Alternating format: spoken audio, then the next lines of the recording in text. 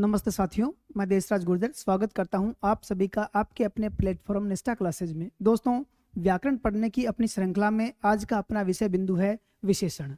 तो दोस्तों, बिना किसी देरी के शुरू करते हैं अपना टॉपिक। और इस टॉपिक में अपन जो है विशेषण, उसकी परिभाषा, भेद, भेदों की संख्या, परिभाषा, उनके उदाहरण, उपभेद और इसके अलावा विशेषण के जो कोई भी तथ्य हैं उन तथ्यों को शामिल करते हुए और 10-15 प्रश्नों का अभ्यास करेंगे, जिससे कि अपना टॉपिक पूरी तरीके से समझ में आ जाए या पूरी तरीके से क्लियर हो जाए। चलिए दोस्तों, शुरू करते हैं। अपना विषय बिंदु है विशेषण।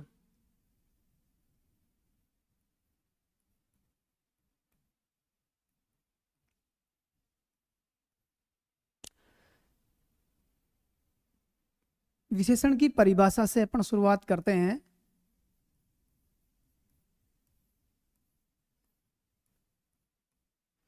संज्ञा या सर्वनाम की विशेषता बताने वाले शब्दों को विशेषण कहते हैं। जो शब्द संज्ञा या सर्वनाम की विशेषता बताते हैं उन्हें विशेषण कहते हैं। चलिए लिख लेते हैं। संज्ञा या सर्वनाम की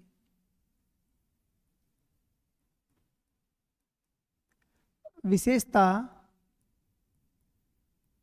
बताने वाले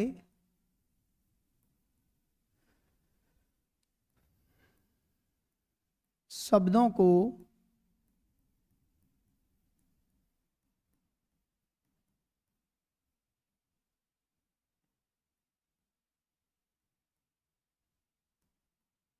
संज्ञा या सर्वनाम की विशेषता बताने वाले शब्दों को विशेषण कहते हैं। जैसे कि उदाहरण से अपन समझ लेते हैं।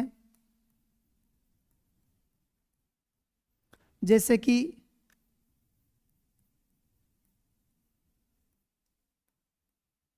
काला कुत्ता, मोटा आदमी,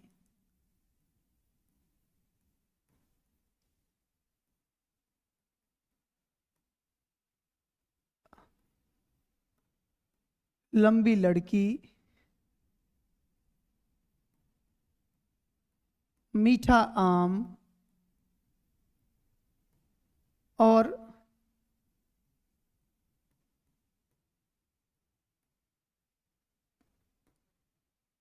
कड़वा करेला। ये कुछ उदाहरण अपन ने यहां लिखे हैं। इनमें से अपन समझ लेते हैं। काला कुत्ता, तो जो काला है ये विशेषण है। मोटा आदमी, इसमें जो मोटा शब्द आया है ये विशेषण है। लंबी लड़की, जो लंबी शब्द आया है वो विशेषण है। मीठा आम, जो मीठा शब्द आया है वो विशेषण है। और कड़वा करेला में जो कड़वा आया है वो विशेषण है। यानी कुत्ते की विशेषता बताता है ये काला, आदमी की विशेषता बताता है ये मोटा, और लड़की की विशेषता बताती है लंबी शब्द, और आम की विशेषता बताता है मीठा, और करेला की विशेषता बताता है कड़वा। तो जो जो शब्द विशेषता बता रहे हैं वे सब विशेषण हैं। ये सब विशेषण हैं। ये सब विशेषण हैं। इसके अलावा एक बात ध्यान करने योग्य वो है, जिन शब्दों की विशेषता बता रहे हैं या वो कहलाते हैं विशेष्य। इसमें कुत्ता विशेष्य है, इसमें आदमी विशेष्य है, और इसमें लड़की विशेष्य है। यहाँ आम की विशेषता बताई जा रही है तो आम विशेष्य है, और यहाँ करेले की विशेषता बताई जा रही है तो करेला विशेष्य है। जिसकी विशेषता बताई जाती है वो विशेष्य होता है, और जो विशेषता बताता है वह है विशेषण होता है। अपन ने विशेषण की परिभाषा और उसके कुछ उदाहरण देखे हैं, समझे हैं। अब आगे अपन समझेंगे विशेषण के भेद, विशेषण के भेदों की संख्या।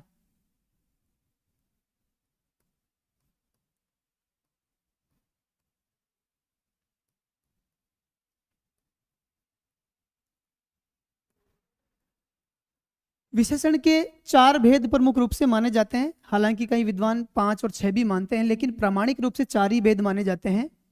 लिखते हैं, विशेषण के 4 भेद हैं। विशेषण के कितने भेद हैं? 4 भेद। चलिए चारों भेदों के एक बार नाम लिख लेते हैं। पहला भेद है विशेषण का गुणवाचक विशेषण।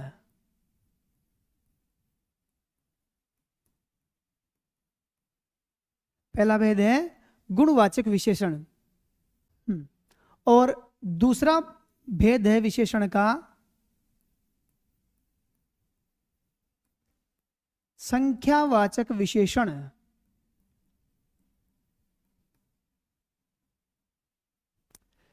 तीसरा भेद है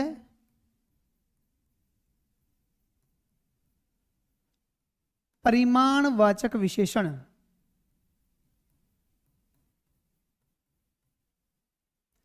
और चौथा भेद है इसका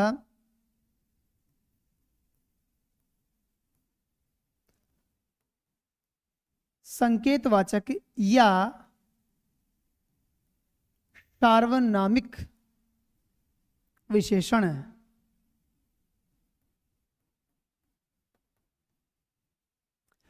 दोस्तों, अपन ने विशेषण के चारों भेदों के नाम लिखे हैं। विशेषण के चारों भेद इस प्रकार से है: गुणवाचक विशेषण, संख्यावाचक विशेषण, परिमाणवाचक विशेषण, संकेतवाचक या सार्वनामिक विशेषण। इनमें से गुणवाचक और संकेतवाचक के कोई उपभेद नहीं है, लेकिन संख्यावाचक और परिमाणवाचक विशेषण के उपभेद हैं। तो सबसे पहले अपन जो भेद पढ़ेंगे वह गुणवाचक भेद, और उसके उदाहरण एक बार अपन देख लेते हैं। विशेषण का पहला भेद है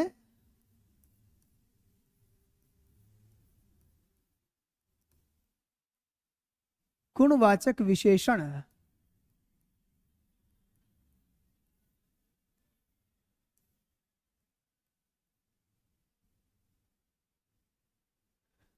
वे विशेषण जो संज्ञा या सर्वनाम के गुण, दोष, आकार, स्वभाव, रंग, रूप और अवस्था बताते हैं, उनको गुणवाचक विशेषण की श्रेणी में रखते हैं। चलिए लिखते हैं।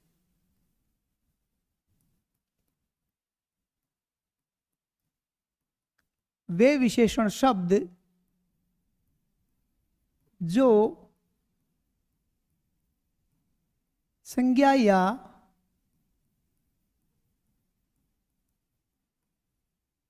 सर्वनाम के गुण, दोष, रंग, रूप, आकार, स्वभाव का बोध कराते हैं,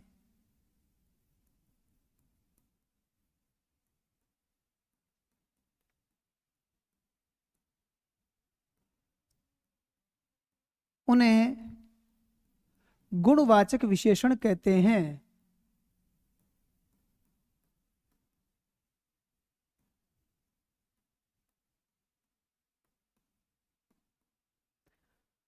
वे विशेषण शब्द जो संज्ञा या सर्वनाम के गुण, दोष, रंग, रूप, आकार, स्वभाव का बोध कराते हैं, उन्हें गुणवाचक विशेषण कहते हैं। वस्तुतः जो गुणवाचक विशेषण हैं वह हमारे एक प्रश्न कैसा है का जवाब देते हैं। जैसे कुछ उदाहरण अपन ने पहले लिखे थे, उनमें से मान लो अपन आदमी के लिए प्रश्न पूछें कि आदमी कैसा है, मोटा है, कुत्ता कैसा है, काला है, लड़की कैसी है, लंबी है, आम कैसा है, मीठा है। तो वास्तव में जो गुणवाचक विशेषण होता है वह हमारे प्रश्न कैसा है का जवाब होता है, वही गुणवाचक विशेषण होता है। एक बार जो अपन ने लिखे हैं वे उदाहरण वापस लिख लेते हैं, जो बोले हैं उनको दोबारा लिख लेते हैं। जैसे कुछ और लिख लेते हैं, तीखी मिर्च, तीखी मिर्च, होशियार बालक,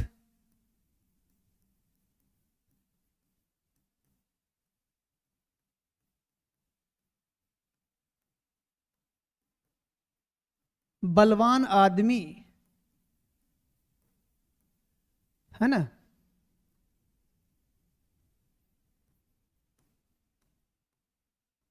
मीठी जलेबी, ये सब उदाहरण गुणवाचक हैं। तीखी गुणवाचक है, होशियार गुणवाचक है, बलवान गुणवाचक हैं और मीठी गुणवाचक हैं। इसके अलावा दोष भी हैं, दोष भी इसके अंदर आ जाएंगे, रंग भी इसके अंतर्गत आ जाता है, रूप, आकार और स्वभाव का बोध कराने वाले शब्द भी गुणवाचक के अंतर्गत आ जाते हैं। चलिए आगे बढ़ते हैं। विशेषण का दूसरा भेद है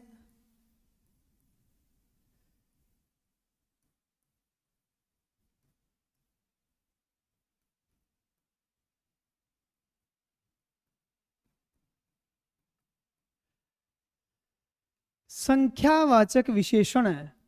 विशेषण का दूसरा भेद है संख्यावाचक विशेषण।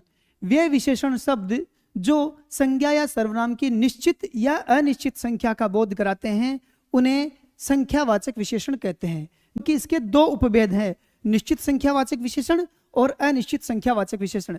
उनको अपन आगे पढ़ेंगे। एक बार ये परिभाषा लिख लेते हैं।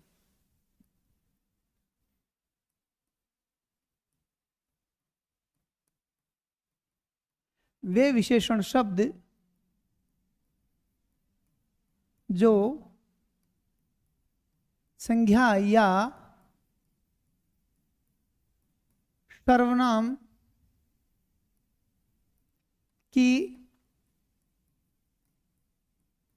निश्चित या अनिश्चित संख्या का बोध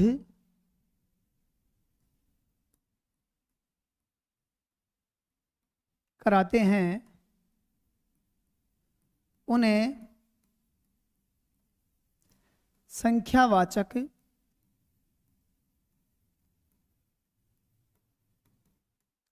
विशेषण कहते हैं।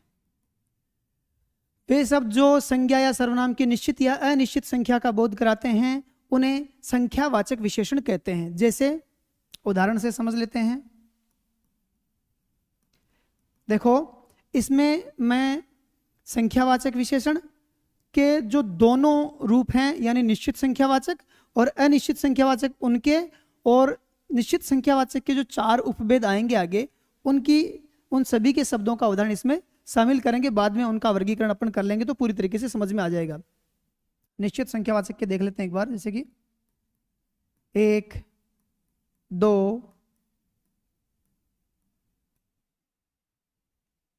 3, पहला,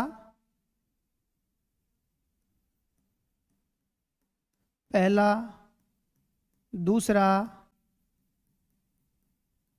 पांचवा, 2 गुना, 5 गुना और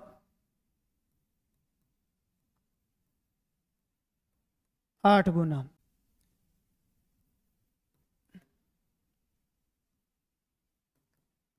पहला, दूसरा, तीसरा, 7वां,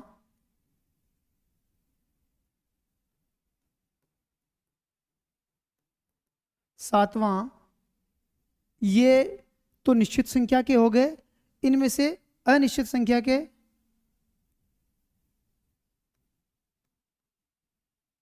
कुछ शब्द, बहुत, थोड़े, सारे आदि।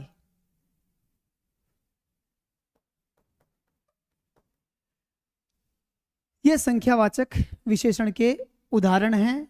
अब इनको अपन ये जो संख्यावाचक विशेषण है इसको दो भागों में बांटा जाता है। दो इसके भी उपभेद किए जाते हैं, निश्चित संख्यावाचक विशेषण और अनिश्चित संख्यावाचक विशेषण। तो इसका जो एक बार यहां समझ लेते हैं। एक तो उपभेद है निश्चित संख्यावाचक,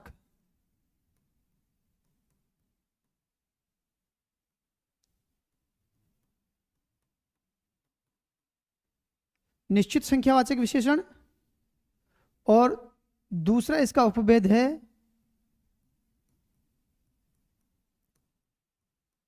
अनिश्चित संख्यावाचक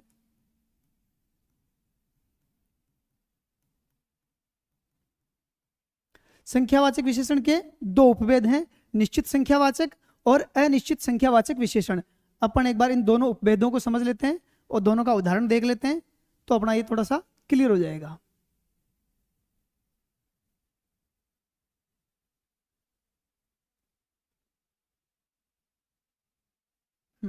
चलिए आगे बढ़ते हैं। संख्यावाचक विशेषण का जो है पहला उपभेद है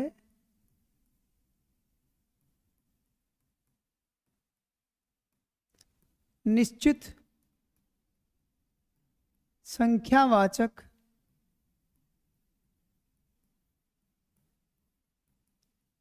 विशेषण।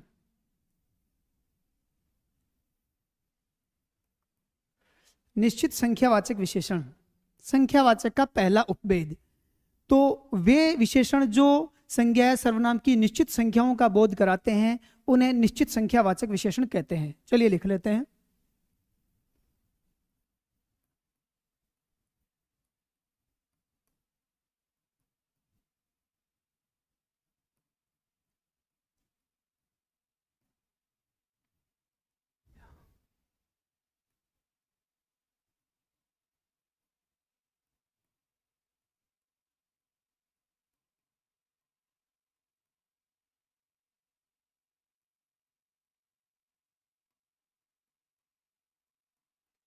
वे विशेषण जो संज्ञा या सर्वनाम की निश्चित संख्या का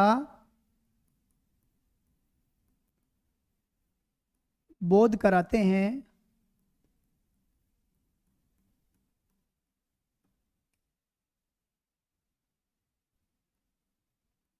उन्हें निश्चित संख्यावाचक विशेषण कहते हैं। निश्चित संख्यावाचक विशेषण कहते हैं वे विशेषण जो संज्ञा या सर्वनाम की निश्चित संख्या का बोध कराते हैं उन्हें निश्चित संख्यावाचक विशेषण कहते हैं। इनके उदाहरण अपन ने संख्यावाचक की उसमें लिखे ही थे। अब क्या है कि इसमें जो समझने वाली बात है वो ये है कि इस निश्चित संख्यावाचक के भी कुछ उपभेद हैं जिनको अपन यहाँ लिखेंगे और इसके जो उदाहरण हैं उनके सामने ही वर्गीकृत करके लिख लेंगे। पहला तो है इसमें गणनावाचक।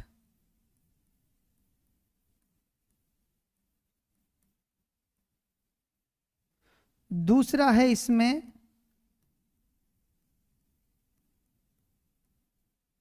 क्रमवाचक और तीसरा है इसमें आवर्तीवाचक।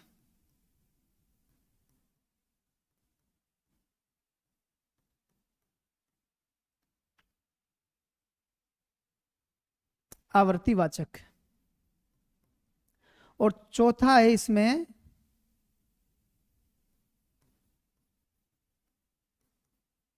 समुदायवाचक। ये चार इसके और उपभेद बनते हैं निश्चित संख्यावाचक के। इनके कुछ उदाहरण जो हैं अपन एक बार लिख लेते हैं। गणनावाचक कौन कौन से हैं? 1, 2, 3, 4 जिनसे हम चीजों की गिनती करते हैं। दूसरा है क्रमवाचक। किस क्रम में है? पहला, दूसरा, तीसरा, पांचवा, सातवां। क्रमवाचक पहला, दूसरा, पांचवा,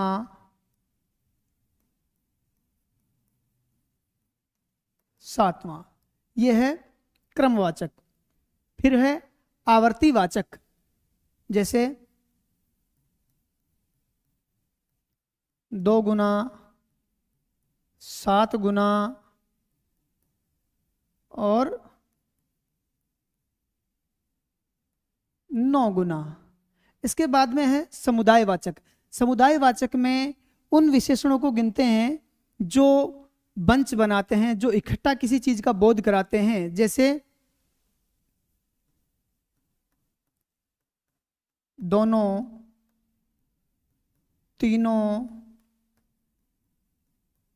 सातों आदि।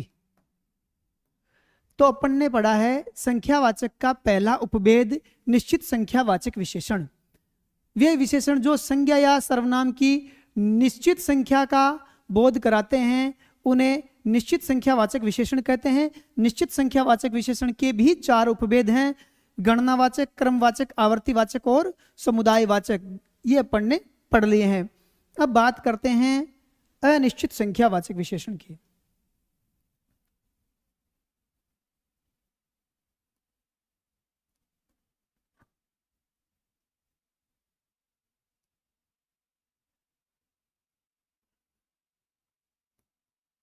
संख्यावाचक विशेषण का दूसरा जो भेद है वह है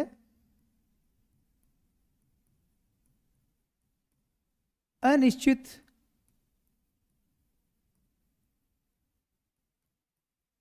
संख्यावाचक विशेषण।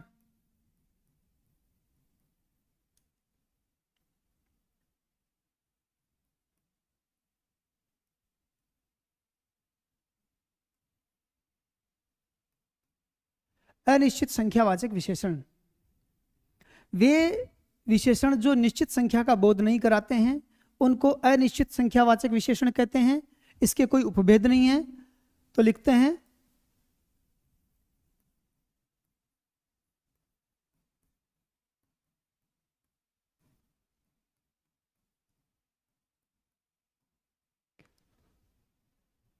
वे विशेषण जो संज्ञा या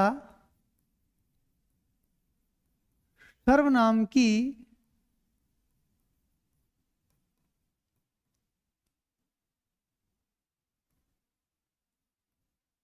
निश्चित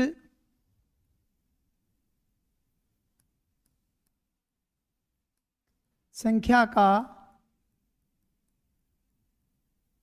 बोध नहीं कराते उन्हें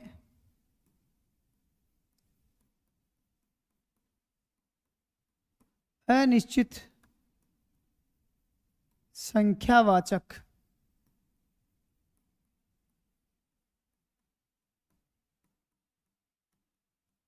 विशेषण कहते हैं। वे विशेषण जो संज्ञा या सर्वनाम की निश्चित संख्या का बोध नहीं कराते उन्हें अनिश्चित संख्यावाचक विशेषण कहते हैं। जिन वस्तुओं को हम गिन सकते हैं जो गिनने योग्य है लेकिन फिर भी उनकी निश्चित संख्या का बोध यदि नहीं हो रहा है तो वहां पर अनिश्चित संख्यावाचक विशेषण आएगा। जैसे कि कुछ, सब, सारे, थोड़े, बहुत, सभी आदि। यह हो गया अनिश्चित संख्यावाचक विशेषण। अब इसके आगे पढ़ेंगे हम परिमाणवाचक विशेषण। चलिए शुरू करते हैं। परिमाण का मतलब होता है मापतोल। वे विशेषण जो संज्ञा या सर्वनाम के निश्चित माप, तोल या परिमाप का बोध कराते हैं उन्हें परिमाणवाचक विशेषण कहते हैं।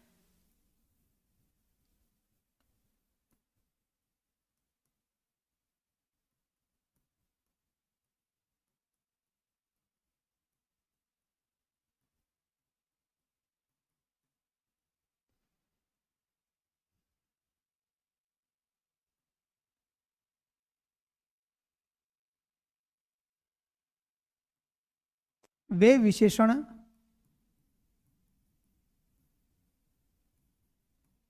जो संज्ञा या सर्वनाम की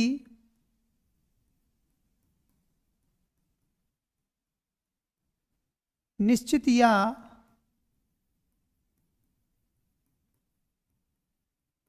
अनिश्चित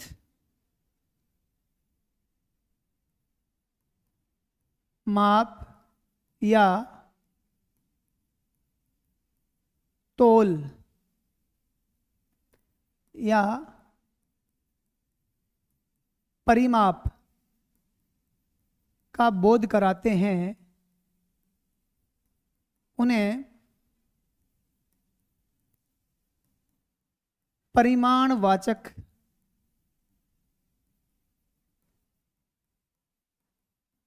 विशेषण कहते हैं।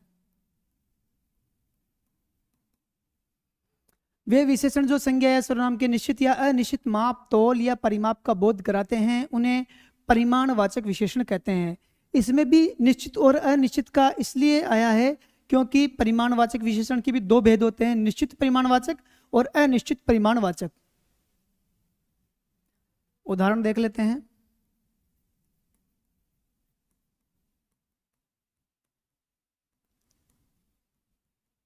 एक किलो,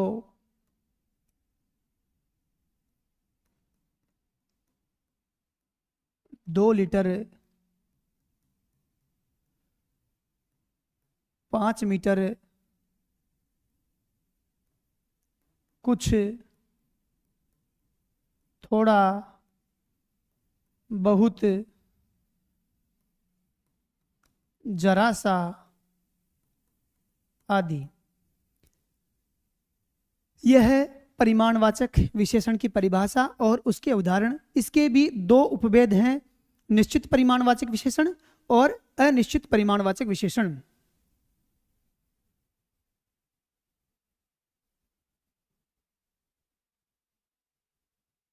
चलिए आगे बढ़ते हैं। पहला उपभेद है इसका निश्चित परिमाणवाचक विशेषण।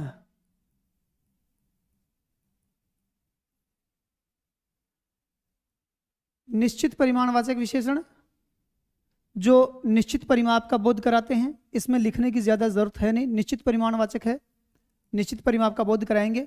जैसे 1 लीटर, 2 किलो, 5 मीटर, परिभाषा लिखने की जरूरत नहीं है। 1 लीटर,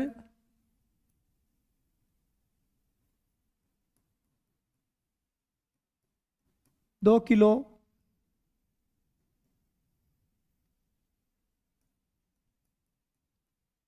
5 मीटर, यह निश्चित परिमाप हो गया है। इसी प्रकार इसका दूसरा उपभेद है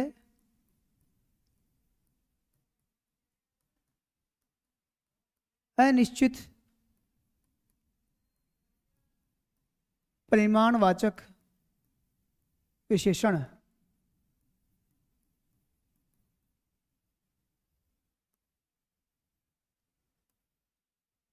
इसमें भी कोई ज्यादा विशेष बात नहीं है। जो चीज मापने तोलने योग्य हो लेकिन जिसकी माप तोल का कुछ विशेष इंडिकेशन नहीं हो, विशेष संकेत नहीं हो और अनिश्चित की स्थिति बनी रहती कि कितना है, वहां अनिश्चित परिमाणवाचक विशेषण आएगा। जैसे कि, लेकिन ध्यान रखने वाली बात यह है कि वो जो चीज जिसके बारे में बात हो रही है वह मापने तोलने योग्य ही हो, गिनने के योग्य नहीं हो। यदि गिनने के योग्य है और अनिश्चित है तो वो अनिश्चित संख्यावाचक में आ जाएगा, और यदि वो मापने तोलने के योग्य है तो फिर वो अनिश्चित परिमाणवाचक में आ जाएगा। इसके भी कुछ उदाहरण है, जैसे मैं थोड़ा विस्तृत से बता देता हूं इसको। थोड़ी चीनी, क्योंकि चीनी को गिन नहीं सकते, मापते तोलते हैं। ज्यादा दूध, है ना, जरा सा नमक, ऐसा कह सकते हैं अपन, जरा सा नमक।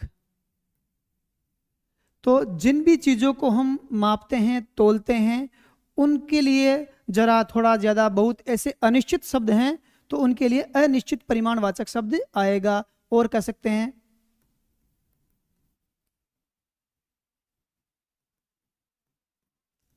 बहुत सारा कपड़ा,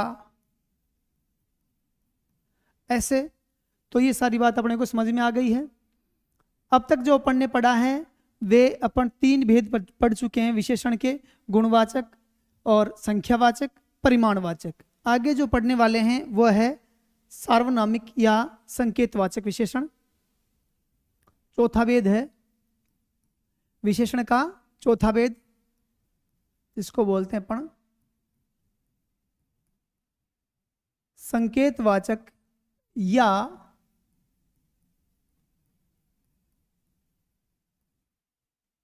सार्वनामिक विशेषण।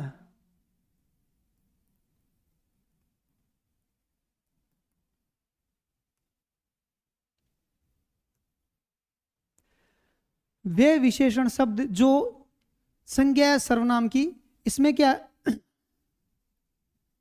संकेतवाचक या सार्वनामिक विशेषण, वे सर्वनाम शब्द जो संज्ञा की विशेषता बताते हैं उनको सार्वनामिक या संकेतवाचक विशेषण कहते हैं।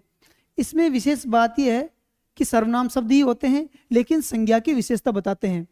और इसकी पहचान इस प्रकार से अपन कर सकते हैं कि जो सार्वनामिक या संकेतवाचक विशेषण का जो वाक्य होगा उसमें संज्ञा और सर्वनाम दोनों ही उपलब्ध होंगे। सर्वनाम पहले आएगा और संज्ञा बाद में आएगी। तो जिस वाक्य में सर्वनाम पहले आ जाए और संज्ञा बाद में आ जाए, दोनों की उपस्थिति हो, वहां संकेतवाचक या सार्वनामिक विशेषण होता है। लेकिन यदि किसी वाक्य में केवल सर्वनाम हो और संज्ञा नहीं हो तो वहां संकेतवाचक या सार्वनामिक विशेषण नहीं होगा, वह सर्वनाम का कोई भेद हो जाएगा, जैसे कि पुरुषवाचक सर्वनाम या निश्चयवाचक सर्वनाम। तो ये अपने को ध्यान रखने वाली बात है। परिभाषा लिख लेते हैं।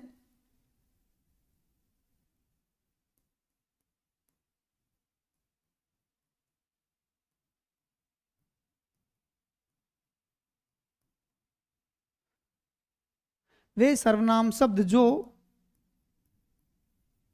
संज्ञा की विशेषता बताते हैं, बल्कि उसकी जगह काम में नहीं आते हैं, उसकी विशेषता बताते हैं। जब सर्वनाम संज्ञा के स्थान पर काम में आता है तब तो वो सर्वनाम होता ही है, लेकिन जब वो उसकी विशेषता बताए तब वो संकेतवाचक विशेषण बन जाता है। तो वे सर्वनाम शब्द जो संज्ञा की विशेषता बताते हैं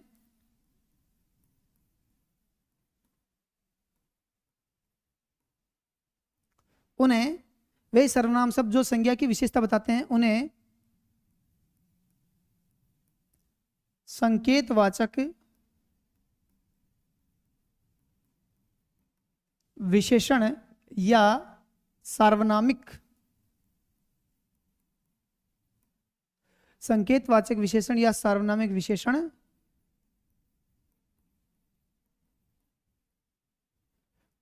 कहते हैं।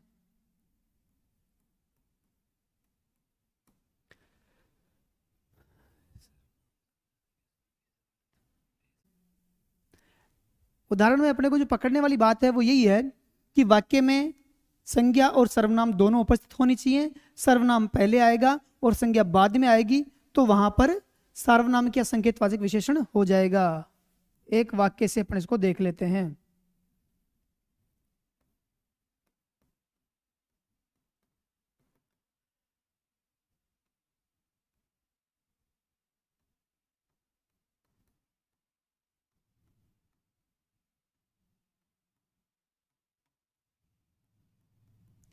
यह पुस्तक राघव की है, तो इसमें संज्ञा और सर्वनाम दोनों ही है।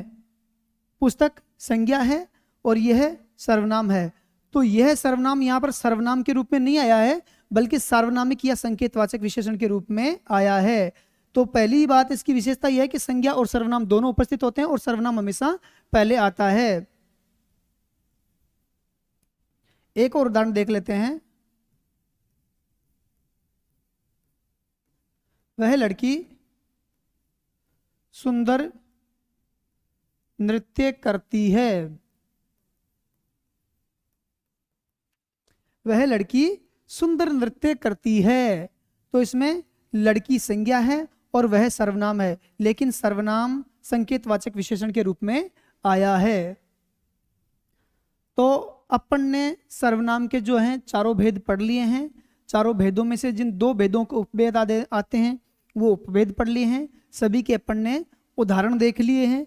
अब अपन कुछ इससे संबंधित चीजें हैं वो और पढ़ेंगे, ताकि अपना जो विषय बिंदु है वो और पूरी तरीके से क्लियर हो जाए।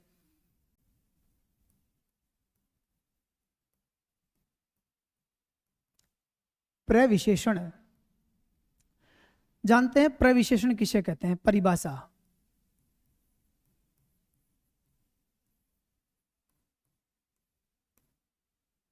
जो शब्द विशेषण की भी विशेषता बताए उन्हें प्रविशेषण कहते हैं। लिखिए, 2-3 उदाहरण लिखेंगे अपन और उनके माध्यम से अपन इसको क्लियर भी कर लेते हैं। पहले इसकी परिभाषा लिखते हैं।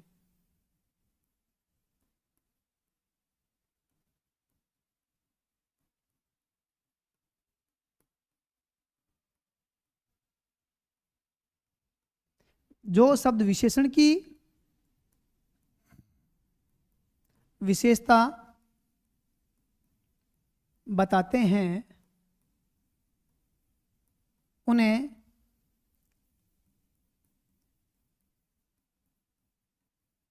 प्रविशेषण कहते हैं।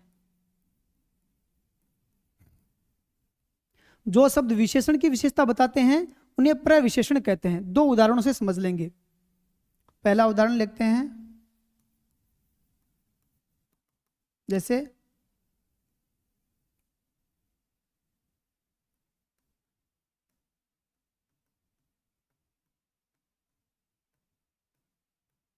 आम बहुत मीठा है, ये है। तो जो मीठा शब्द है वो विशेषण है और आम की विशेषता बता रहा है, लेकिन ये जो मीठा है इसकी विशेषता कौन बता रहा है? ये बहुत शब्द बता रहा है। इस बहुत शब्द ने इस विशेषण की विशेषता बताई है, इसलिए ये क्या हो गया?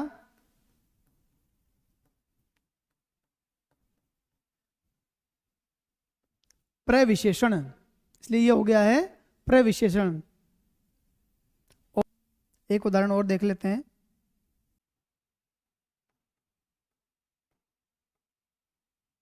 आदमी बहुत ताकतवर।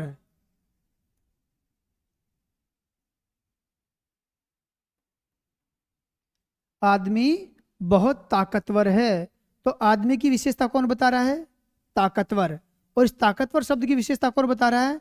ये बहुत शब्द बता रहा है। इस प्रकार से बहुत शब्द जो है प्रविशेषण हो गया है। तो अब तक अपन ने पढ़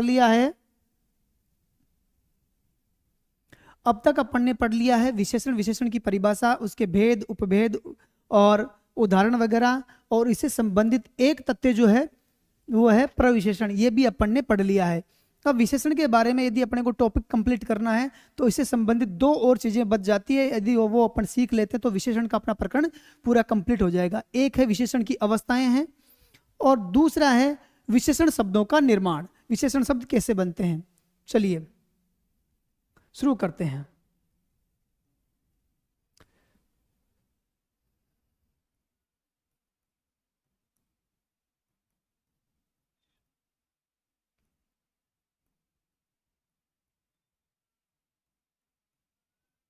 विशेषण की अवस्थाएं।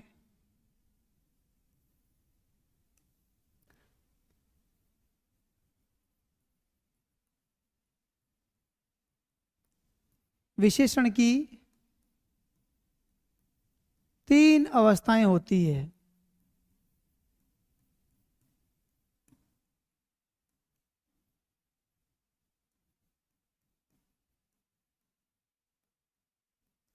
विशेषण की 3 अवस्थाएं होती है। कौन कौन सी होती है? पहली है मूलावस्था। पहली कौन सी है? मूलावस्था। दूसरी है उत्तरावस्था और तीसरी है उत्तमावस्था। कौन सी अवस्था है? उत्तमावस्था। ये विशेषण की 3 अवस्थाएं होती है, मूलावस्था, उत्तरावस्था और उत्तमावस्था। इन अवस्थाओं के समझने का एक ही कॉन्सेप्ट है। ये अवस्थाएं तुलनाओं पर आधारित है। जब विशेषण की या संज्ञा या सर्वनाम की विशेषण के आधार पर कोई तुलना नहीं की जाए तो वहां होती है मूलावस्था। जब संज्ञा या सर्वनाम की विशेषणों के आधार पर एक को दूसरे से श्रेष्ठ या बुरा बताया जाए, केवल 2 में तुलना की जाए और एक को दूसरे से श्रेष्ठ या बुरा बताया जाए, वहां होती है उत्तरावस्था। और तीसरी होती है उत्तम अवस्था। जब संज्ञा या सर्वनाम की विशेषण के आधार पर बाकी सभी संज्ञा और सर्वनामों से तुलना की जाए और किसी एक को श्रेष्ठ या सबसे बुरा बताया जाए या सबसे श्रेष्ठ या सबसे बुरा बताया जाए, तो वहां पर उत्तम अवस्था होती है। ये हो गई विशेषण की अवस्थाएं। आगे पढ़ेंगे अपन विशेषणों का निर्माण।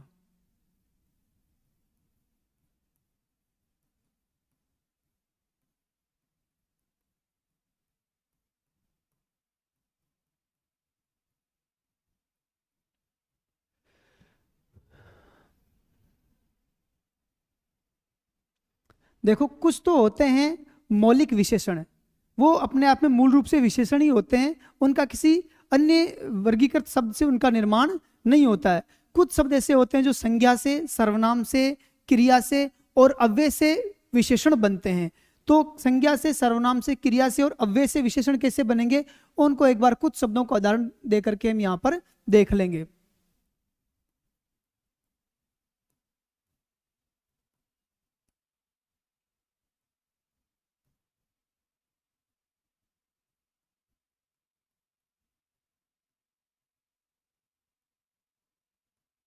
संज्ञा से विशेषण बनना,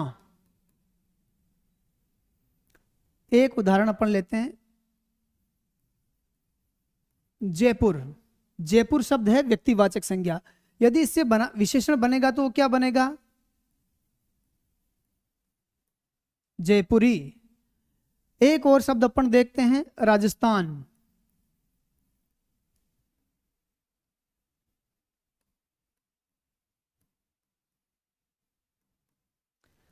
राजस्थान शब्द से जो विशेषण बनेगा वो होगा राजस्थानी।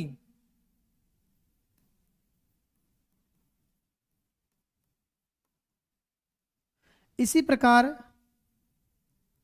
भारत शब्द से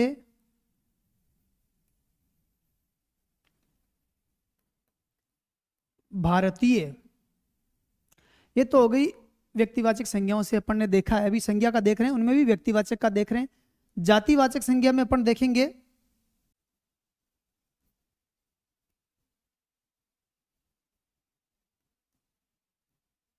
चाचा। चाचा शब्द से बनेगा चचेरा।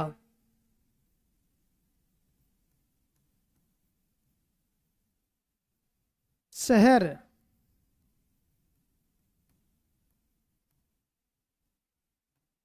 शहरी, है ना। ये अपन ने जातिवाचक से देख लिया। भाववाचक से देखेंगे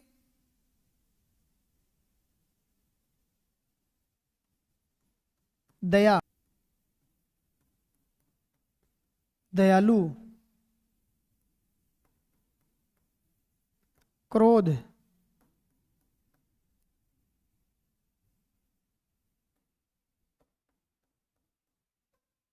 क्रोधी, क्रोध से क्रोधी। ये संज्ञा से अपन ने विशेषण बनाए हैं। आगे बढ़ते हैं सर्वनाम से।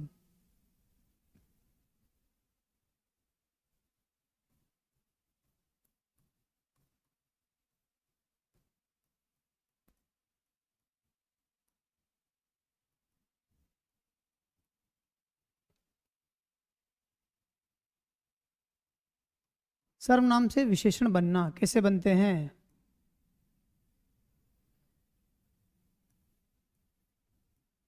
वह, वह से विशेषण बनेगा वैसा,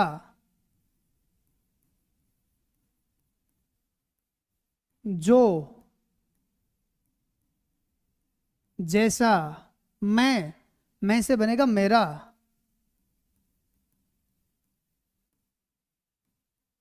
ये हो गया सर्वनाम से विशेषण बनने की प्रक्रिया। कैसे विशेषण बनते हैं सर्वनाम से। अब पढ़ते हैं अपन क्रिया से विशेषण बनना।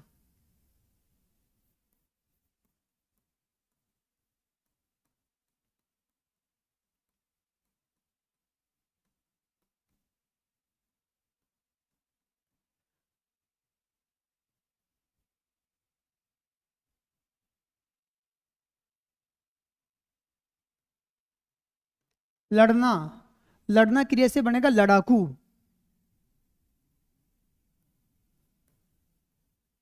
लड़ाकू। पढ़ना, पढ़ना क्रिया से बनेगा पढ़ाकू।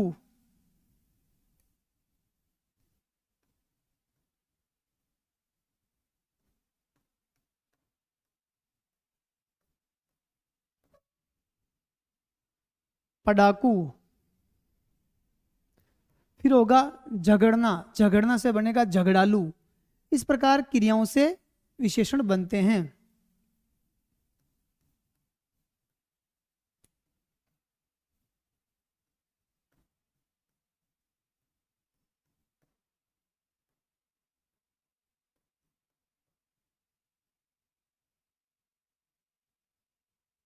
झगड़ालू, ठीक है ना। तो सर्वनाम से विशेषण बनना, क्रिया से विशेषण बनना। अब पढ़ेंगे अपन अव्यय से विशेषण बनना। अव्यय से कौन कौन से विशेषण बनते हैं।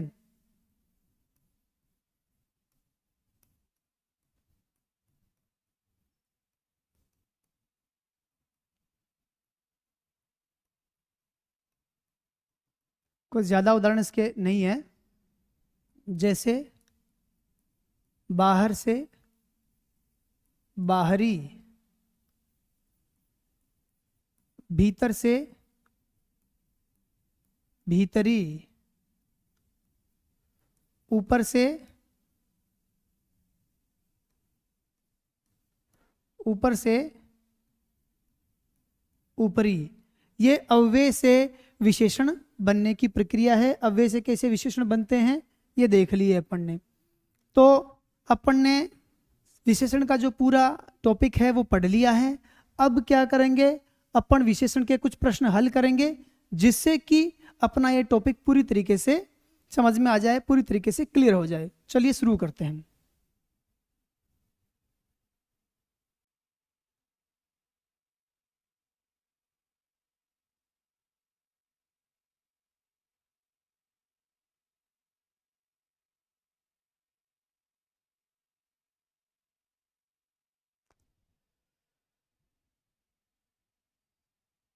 इन प्रश्नों को यदि हम ढंग से कर लेते हैं तो अपना ये पूरा विषय बिंदु जो है विशेषण का वो पूरी तरीके से क्लियर हो जाएगा। मानव शब्द से बना विशेषण कौन सा है, कौन सा है या क्या है, मानवता। तो जो मानव शब्द है उसमें ता प्रत्यय,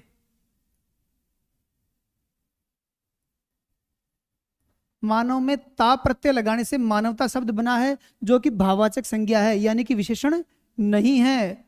मनुष्य ये अपने आप में खुद ही जातिवाचक संज्ञा है। मानव ये अपने आप में जातिवाचक संज्ञा है। मानव शब्द में ये प्रत्यय लग जाने से मानवीय शब्द बना है, जो कि विशेषण है, जिसका अर्थ होता है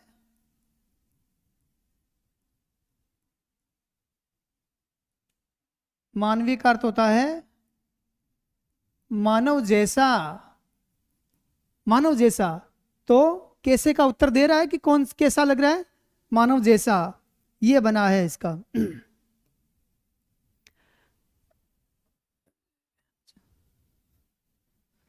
जिस संज्ञा या सर्वनाम की विशेषता बताई जाती है उसे क्या कहते हैं।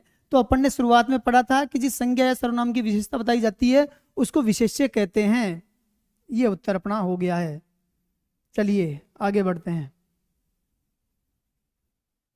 ये लड़की बहुत अच्छी है, वाक्य में बहुत शब्द क्या है।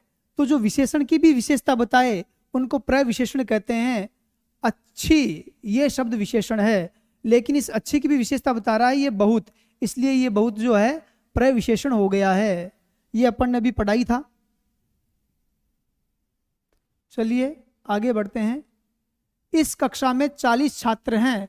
मैं रेखांकित, ये 40 इसको रेखांकित करना था, नहीं किया गया, ठीक है कर लेते हैं अभी। इस कक्षा में 40 छात्र हैं। रेखांकित शब्द में कौन सा विशेषण है। तो 40 संख्या है, तो मतलब संख्यावाचक विशेषण होगा। और निश्चित है और छात्रों को भी गिना जा सकता है, तो निश्चित संख्यावाचक विशेषण हो जाएगा। निश्चित संख्यावाचक विशेषण। चलिए आगे बढ़ते हैं। मुझे थोड़ा दूध चाहिए में कौन सा विशेषण है। देखो पहली बात तो यह है कि दूध जो है गिनने योग्य नहीं है बल्कि मापने योग्य है, इसलिए दूध परिमाणवाचक में आएगा, ये तो तय है। अब थोड़ा है ये निश्चित का कोई बोध नहीं कराता है, अनिश्चित का बोध कराता है, इसलिए थोड़ा दूध तक अनिश्चित परिमाणवाचक विशेषण हो गया है। राम को श्याम से 3 गुना फायदा हुआ। रेखांकित शब्द का विशेषण है, 3 गुना है तो निश्चित संख्यावाचक आएगा। अब निश्चित संख्यावाचक के उपभेद इसमें दे रखे हैं, तो अपने को तिगुना का क्या करना है? क्या यह गणना है 1 2 3 की तरह? नहीं है, ये कट हो गया। क्या यह क्रम है पहला दूसरा तीसरा की तरह? नहीं है, ये कट हो गया। क्या ये आवर्ती है 2 गुना 3 गुना 5 गुना की तरह? हाँ, ये आवर्ती वाचक है, इसलिए सही है। समुदाय बोधक दोनों पांचों सातों ऐसा तो है नहीं, ये कट गया। तो आवर्ती वाचक इसमें सही उत्तर अपना हो गया है।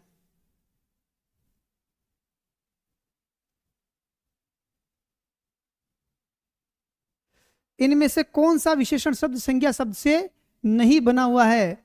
तो दोनों ही बातें होनी चाहिए, संज्ञा होना चाहिए और विशेषण होना चाहिए। इसमें मूल शब्द क्या है? दिन, जो कि जातिवाचक संज्ञा है, यह बना है, इसका मतलब सही है। ग्रामीण में मूल शब्द क्या है? ग्राम, जो कि जातिवाचक संज्ञा है, यह बना हुआ है, सही है। बाहरी में मूल शब्द क्या है? बाहर, बाहरी में मूल शब्द क्या है? बाहर, जो क्या है? अव्यय है। क्या है? अव्यय, इसलिए ये हमारा उत्तर है। ये नहीं बना हुआ, इसलिए ये हमारा उत्तर हो गया है, बाहर वाला। ठीक है। वह धावक तेज दौड़ता है और वह दौड़ता है, इन दोनों वाक्यों में वह शब्द का व्याकरणिक भेद क्रमशः क्या है? तो देखो, ये जो प्रश्न आया है वो है कि सर्वनाम है या संकेतवाचक विशेषण है। तो संकेतवाचक या सर्वनामिक विशेषण की अपन ने क्या विशेषता बताई थी कि वाक्य में जब संज्ञा और सर्वनाम दोनों उपस्थित हों और पहले सर्वनाम आ जाए और बाद में संज्ञा आ जाए तो वहां संकेतवाचक या सर्वनामिक विशेषण होता है, और अकेला सर्वनाम उपस्थित होता तो वहां संकेतवाचक या सर्वनामिक विशेषण नहीं होता, बल्कि वह सर्वनाम ही होता है। यह देखना है। तो क्या इसमें संज्ञा और सर्वनाम दोनों मौजूद हैं? वह सर्वनाम है। धावक संज्ञा हो गया, दौड़ने वाला संज्ञा हो गया, तेज दौड़ता है, यह वाक्य हो गया, बाकी छोड़ो इसको। अब क्या करते हैं? वह दौड़ता है, तो इसमें सर्वनाम तो है लेकिन इसमें संज्ञा नहीं है, तो इसका मतलब ये कि ये सर्वनाम संज्ञा की जगह ही प्रयोग में हुआ है, और यह जो वह शब्द आया है वह सर्वनाम के रूप में आया है। समझने वाली बात। और इसमें जो वह शब्द आया है वह संज्ञा के साथ में आया है, और जब संज्ञा के साथ में आता तो क्या होता है? संकेतवाचक हो जाता है। ठीक है ना? संकेतवाचक विशेषण हो जाता है, और संज्ञा के बगैर आता है, यानी संज्ञा के स्थान पर आता है, तब वह सर्वनाम होता है। तो इसमें क्या है? पुरुषवाचक सर्वनाम और सार्वनामिक विशेषण नहीं, क्योंकि पहले सार्वनामिक विशेषण है। इसमें हम जल्दबाजी कर जाते तो ये प्रश्न गलत कर देते हैं, हालांकि दोनों चीज मौजूद है, लेकिन क्रमशः इसने क्या कहा है? क्रमशः बताना है अपने को, तो गलती नहीं करनी है। पहले इसमें सार्वनामिक विशेषण आना चाहिए, ये आया, और दूसरा इसमें सर्वनाम आना चाहिए, यह पुरुषवाचक सर्वनाम भी आ गया है, इसलिए हमारा उत्तर ये होगा, न कि ये। और जल्दबाजी में हम ये कर देते हैं, हमारा प्रश्न हो जाता है गलत। इस बात का जरूर ध्यान रखें। 10 ग्राम सोना खरीदा है, वाक्य में कौन सा? तो मापतोल की बात हो रही तो परिमाणवाचक हो गया, और 10 निश्चित का बोध कराता है, तो निश्चित परिमाणवाचक हो गया, निश्चित परिमाणवाचक हो गया। चलिए आगे बढ़ते हैं। विशेषण की उत्तम अवस्था का उदाहरण कौन सा है? विशेषण की 3 अवस्थाएं होती है, मूलावस्था, उत्तरावस्था और उत्तम अवस्था। तो उत्तम अवस्था पूछ रहा है। उत्तम अवस्था में क्या होता है? संज्ञा या सर्वनाम की विशेषण के आधार पर बाकी सबसे तुलना की जाती है और सबसे श्रेष्ठ या सबसे बुरा बताया जाता है। तो देखते हैं, यह करेला कड़वा है, मूल अवस्था है, किसी से कोई तुलना नहीं हो रही, मूल अवस्था में तुलना होती नहीं है, तो यह करेला कड़वा है। यह करेला उससे अधिक कड़वा है, दो में ही तुलना हो रही है और एक को दूसरे से कड़वा बताया जा रहा है, तो यह उत्तरावस्था हो गई, इसमें भी नहीं है। यह करेला सबसे कड़वा है, तो सबसे आ गया, यह हो गई उत्तमा अवस्था।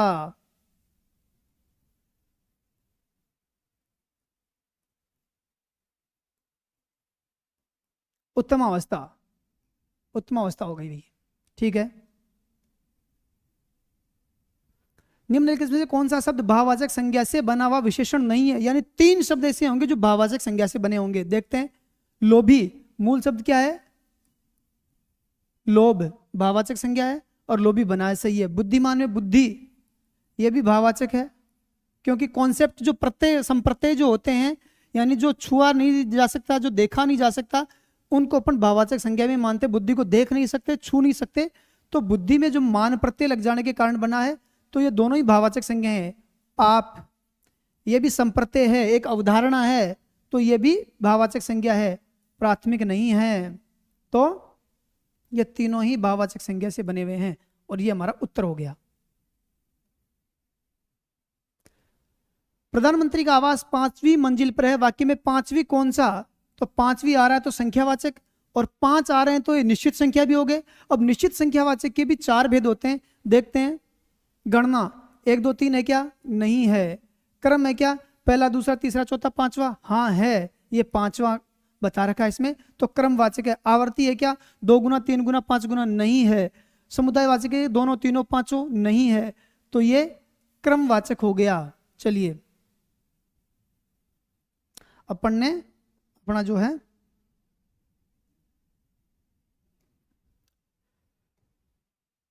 इन प्रश्नों को करने से अपना विशेषण का प्रकरण पूरा हो गया है। और अब इसका संडे को अपन जो है कुछ प्रश्न और निकाल लेंगे ऐसे ही, तो उसके बाद में अपना प्रकरण कंप्लीट हो जाएगा। धन्यवाद, बने रहिए।